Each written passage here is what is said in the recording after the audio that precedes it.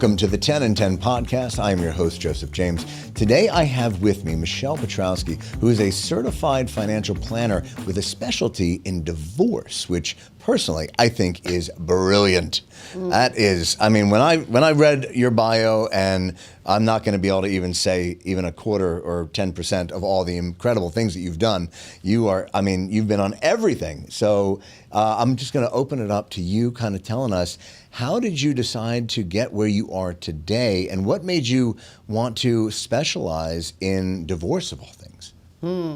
Well, a good question. So I originally was in technology for over 20 years, and I was a software developer and a project manager, and I actually really loved it. And I was very blessed to be able to work part-time and raise my kids. Oh, wow. I worked exclusively. You had balance before anybody did. I mean, honestly, it was in the 90s. We had dial-up back then. Right. And I actually got a telecommuting agreement. And then when my son was born, I actually was able to telecommute and only work 3 days a week. So honestly, I never thought I'd leave. Yeah. But we went through a lot of mergers, and it just wasn't fulfilling anymore, feeling like we were delivering things that actually made no difference for our clients. Oh, yeah.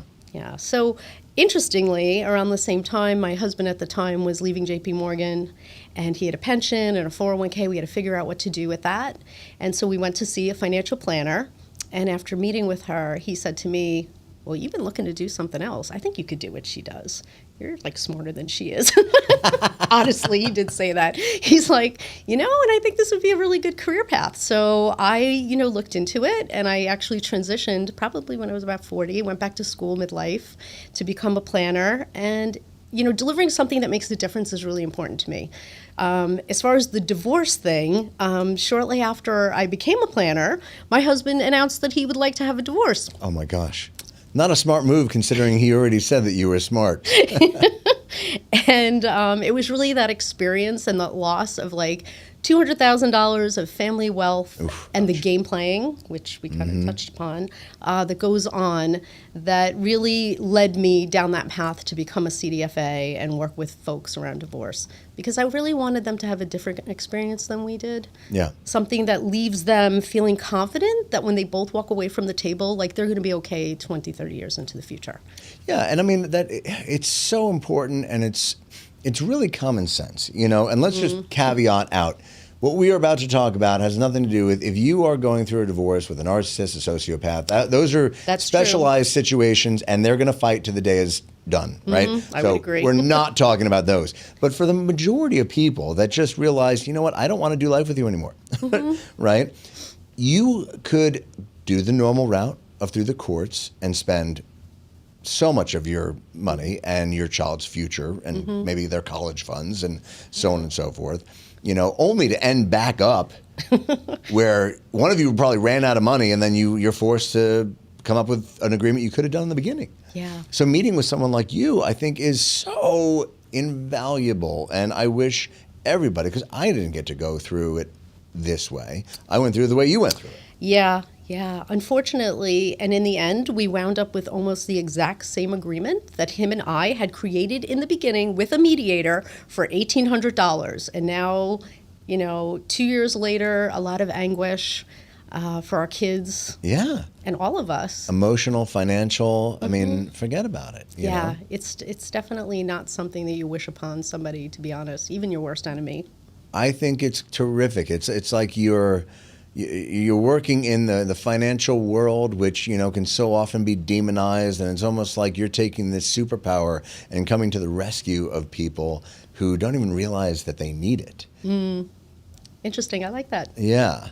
So how do you approach this when somebody comes to you for financial planning? Do they come to you during a divorce? Does anybody have that forethought, or is this kind of you've been their financial planner and now they're getting ready to go through this? I actually have two different businesses. So the first one is being mindful in divorce. So typically folks would come to me if they're thinking about divorce. And I found, interestingly, in the last couple of years, a lot of women have come to me saying, I'm not sure if we're going to get divorced, or my spouse is acting odd, or I just can't continue like this anymore. And they want to validate that if they did go down the divorce route, would they be okay? And so there's kind of like that stress testing of, Sure. No, you're not going to be. So maybe you need to get back to work. You need to make more money. These are the things that you need to start doing if you really want to go down that path. Or folks are entering the divorce process and they want more of an amicable, hey, we don't want to give our money to this attorney or to the court system, and they're smart about it. Wow. But interestingly, during COVID, I had a lot of men that came to me who, in my opinion, wanted to circumvent the whole discovery process. Ooh. Yeah, with mediation. And so I really wound up referring. Okay. No, well, because they're I would hear things like, it's my business. I created this. I worked for it. I think I could give her 20%, and that would be really fair. And it was like, oh, I'm sorry. Excuse me, sir. Right. You live in a community property state, and you've been married for 25 years, and your wife raised those children. She was kind of like the chief operating officer of the house versus your business, and you couldn't have had that family had she not been taking on that role and giving up her career. And so I really have somebody I'd like you to talk to instead. I don't think we're a good fit. So I was doing less of it after COVID. And I returned then to traditional financial planning, and then that's where my firm, Being in Abundance, comes in. Okay. So sometimes people will come to me for divorce planning, and I'm working with some folks now, and I do that through one side of the fence. And if somebody is not going through a divorce, we work through Being in Abundance. Do you partner with attorneys and work hand in hand that way? Sometimes. I'm going to be honest, my experience for the most part with attorneys has been, and this was actually said to me, and I thought it was interesting because it was completely true, I think. Why would I want to refer my client to you? They're going to pay me all this money. Well, I want them to pay you too? And they feel like it's cutting into their pocket. And my answer would be, okay, well, I've been divorced, so I know the decree is going to say that you refer them to speak to a financial professional and you take no responsibility for any outcome 20 or 30 years in the future. So how do you feel that it's ethical that you actually wouldn't even really refer them to somebody? Yeah. So most of my work is people who want to just not be involved with attorneys, who really want to just kind of have maybe somebody after the fact who does, I would say, kind of limited scope work to write the agreement up so it's like legalese. Then the other person brings it to their attorney to have them look at it, and they just want to really, go that whole other route. That's more like consensual. Yeah. Well, I mean, the filing can be, Yeah, so they have the attorney to do that, but we're working through the finance piece. What about mediators? Most of the time for myself, I am the mediator, and I'm going to be honest with you, I typically don't work with people that have children, and that's because of my own divorce and, how that really hit me close to home. Sure. So I would be the financial mediator. But other times I'm the advocate if somebody has an attorney or they're working with a mediator, and now I'm just kind of going through their settlement to help them understand what the pros and the cons of maybe the different options that they've been discussing are, and to help them maybe with some reports that they can bring it back to their mediator. But it's not really like the mediators referring them to me. Really? Most of the time they're finding me, which I find interesting. That is interesting. Yeah. Well, we definitely need to get the idea of you out there more. So we've been talking a lot about divorce, but I want to get into, you talk about working with successful women about something called financial sovereignty. Tell me about that. What is that? So a lot of people talk about financial freedom, and I think financial sovereignty is really where every financial decision we're making flows from this place of alignment with our authentic values and the vision that we have for our life. It's not coming from a place of fear or shoulds or my parents said or, the latest YouTube person said do X, Y, and Z, but it's the difference between having money and how money is actually working to create the life that's really important to me. And I think what's really fascinating is right now we're coming upon what we call a great wealth transfer to women. So potentially $30 trillion by 2030. And so this is through inheritance and control that women will actually control more than 50% of the wealth in the United States. Wow. Yeah, so I think what's interesting, though, there is a challenge there because the system that's actually going to transfer that money to us is built for men by men. And it's really based on, lineal career paths, and we're talking about traditional families, and that simply isn't the reality for most women. Yeah. Because we're taking time off to raise our kids. We might be taking care of our parents. We're out of the workforce 12 years.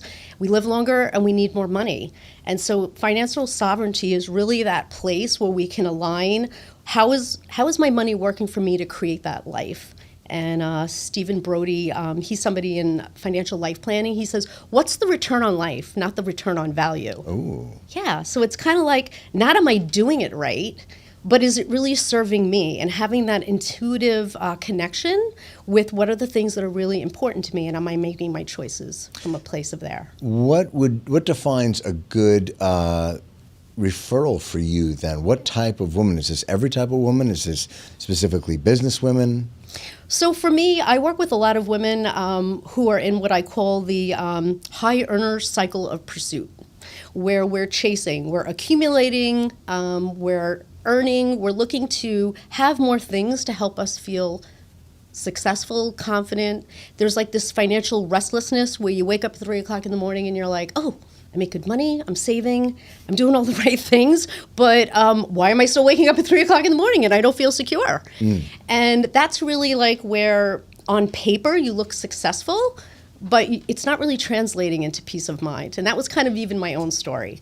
And so helping, and that can show up in so many ways, like, am I doubting if I can step away from work for caregiving? Can I explore work optional opportunities? Can I even, gosh, I'm like it's completely going in my head right now.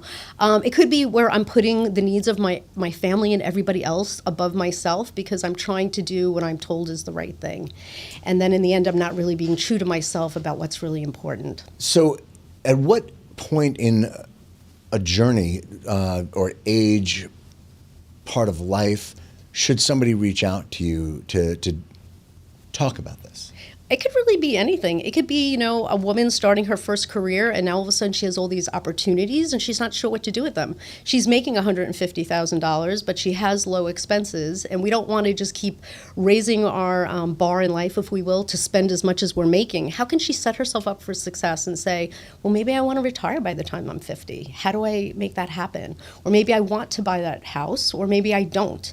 And so it could be early on. She could be in midlife with kids and she stepped aside and she's just feeling kind of empty. She could be thinking about divorce, or maybe she's rebuilding after divorce. So for me, life transitions is really a big part of my work. Awesome. Now, you talk about waking up at 3 a.m. and having that restlessness part of life. You call that financial restlessness. Yeah. Right? Tell me about that. Well, I think we talked about it a little bit, and I think part of where it stems from is we live in a world where it's like, if I do this, I'll have that, I'll be happy. And I think that that's where traditional financial advice kind of doesn't work. We need to kind of flip it on flip that script and ask myself, what is it that I actually really need? And then who do I need to be? So kind of work backwards. I'll give an example. So for me, at one point, I wanted to have children and I wanted to be able to stay home and work part-time. So it's more like, who do I need to be? What do I need to do to have what I want? So I wanted to have experiences with my children. I wanted to have that connection with them. And so who did I need to be? I needed to be somebody who wasn't going to define my success from a paycheck, who wasn't going to say if I didn't get that promotion, I wasn't a good person or I wasn't successful. And I could still have that. So I then made choices to leave my career or try to find something part-time, which I was able to do. And I was able to telecommute and I could have those experiences. You helped take the fear out of that midlife change of direction, which so many people I talk to have either gone through that, they're considering that, because I think as just human nature, as we evolve, our interests change, our passions change. I talked to a few women today that, have said that I reached the pinnacle of my career. And then I was like, well, what else is there? So I think that's terrific. If somebody, who again, down to your ideal client, talk to the people at home and say, if you are going through this, come and see me at this point because. I think if you're facing a life transition, like I said, it could be starting your first career, or maybe you're midlife like me and you're saying, I want to switch careers. So how do I make that happen? Did I save enough? Did I set myself up for success? So now that I have those options, that I can have that sovereignty and say, I'm going to pursue this and I know I'm going to be okay. Maybe you're thinking about a divorce. Maybe you're rebuilding after a divorce, or you've stepped away from that job and now you want to do something that actually feeds your soul. Yes. Balance is the key to life, and I think many people out there can relate to having a desire, a need for balance, feeling off balance in their life. And, it's good to do the spiritual side. It's good to do the mental side, but you can't forget the financial. And I think that what you're bringing to the table, especially for women that you can relate to so well, is absolutely invaluable and essential. How can they get in touch with you? They can find me at Being in Abundance. That's my financial planning firm. Or if they're thinking about divorce, Being Mindful in Divorce. Awesome. Well, there you go. So this has been the 10 and 10 podcast. Thank you so much for tuning in. Thank you so much for being here. And I wish you all the success in the world and helping other people have all the success in the world. Well, thank you. You're welcome.